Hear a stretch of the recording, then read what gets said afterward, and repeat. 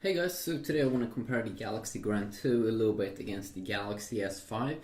So I know that these devices doesn't cost around the same, but it still could be some fun things here to compare them because some people are interested. Some people just want to see what is different comparing a high-end Galaxy device versus a kind of like a mid-range Galaxy device. So some of the first key things here that is different that I can say already right now is that we do have a different display. They are almost identical size here, which is kind of fun. I mean, when we take them up here, you can kind of see that they're almost identical size. And on the left side, we do have the Galaxy Grand 2. We can also see the material here. I was actually quite surprised how good the Galaxy Grand 2 felt. Because it's using this kind of leather material that the Galaxy Note 3 also comes with. And just because, I mean, I think the Galaxy S5 didn't get this because it's like a waterproof phone. This one, of course, isn't, or it's a water resistant phone. It can handle that pretty well. But this just feels very, very quality. It doesn't feel the same as my Galaxy Note 3's. This one, it feels a little bit more like more quality, I think, more real. I think that this black does compared to this one, which is pretty interesting. So another little thing here that I noticed is that it feels pretty thick. The Galaxy Grand has a thick design to it, which is pretty interesting, I gotta say. It kind of feels badass, I think. Feels very nicely in your hand versus the Galaxy S5, which feels way lighter and way thinner. I don't like this kind of book design on the Galaxy S5 versus more of a clean look here that you do get on the Galaxy Grand 2. Even though both are like in plastic, so that may not matter too much. Of course, the Galaxy S5 also has a fingerprint scanner here, and then it also comes with a heart rate monitor down here. But that's just for a lot of people is gimmick features. It has a speaker down at the bottom instead of at the top there.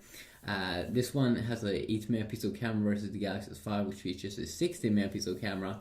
And you also get different Android versions here. You do get the newer version on the Galaxy S5 Android 4.2 KitKat with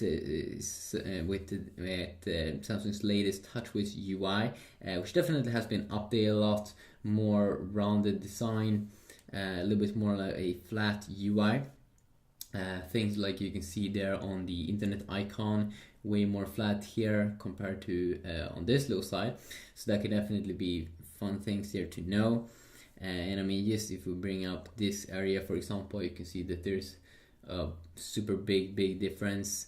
Also in the settings area, it also is a major difference.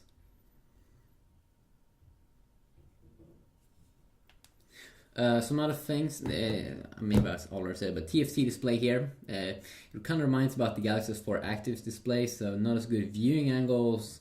It looks pretty good though in the color white versus the AMOLED here screen on the Galaxy S5 1080p resolution versus 720p over there, which looks so much better. It's pretty amazing actually how much better it looks from the sides and all that. Samsung really knows what they're doing. Here 5.1 inch display versus 5.25 inch display here, so it's actually bigger on the Galaxy Grand. You can probably also hear that on the name that was one of the marketing things, that they wanted to do something big and do something amazing. The Galaxy S5 features 1632GB variants versus the Galaxy Grand, which only comes in 8GB variant, but 8GB is still good enough for 2 or 3 games, high-end games. And as I said, there's 60 megapixel camera here inside of the GS5. Let's see here. I get a problem. What is this?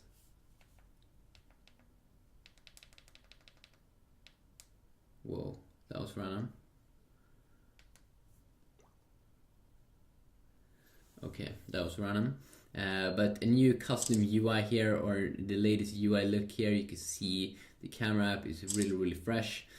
with all these kinds of different modes which you can switch between. It's just a great camera. It can also record like 4K video, I'm pretty sure. The Galaxy Grand 2 actually get the latest, or the S4's UI here, not the S5's UI, but the S4's UI inside of the camera, which also still is pretty nice. And you have all these tons of different mini modes that you also do get on the Galaxy S5, so that's pretty sweet actually for a mid-range device.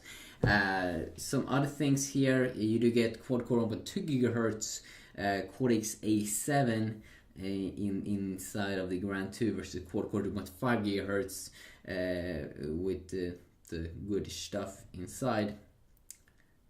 We have a clear winner actually. I mean, 2.5 GHz quad-core Snapdragon 801 chipsets versus only Snapdragon what was it? Snapdragon 400? Yeah, Snapdragon 400. And even though this one is quad-core, it's Cortex A7, which is not super impressive actually. It's pretty can be pretty bad sometimes. Adreno 305 GPU versus Adreno 330. Clearly, the one that's gonna kill more there is going to be the Galaxy S5. Clearly, there's a major difference between 305 and 330, but 305 can still handle a lot of games. So you better check that out, especially if they optimized it. It could be really nice experience actually.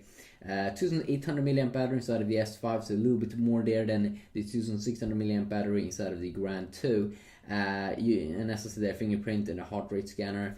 And then of course you do get some special features inside of the S5, a new ULO Quick Connect, S Finder, ultra power saving mode, a download booster, and a toolbox, basically a little window here. But then again, there's a lot of apps that can do similar things probably for you, so you can kind of get a little bit of that experience on the Galaxy Grand 2. But yeah, I just wanted to do this quick little video here talking about this. Hopefully you did enjoy this video. If you did, please leave a like, and if you want to see more videos with these two devices in specific things, well, was that NFC?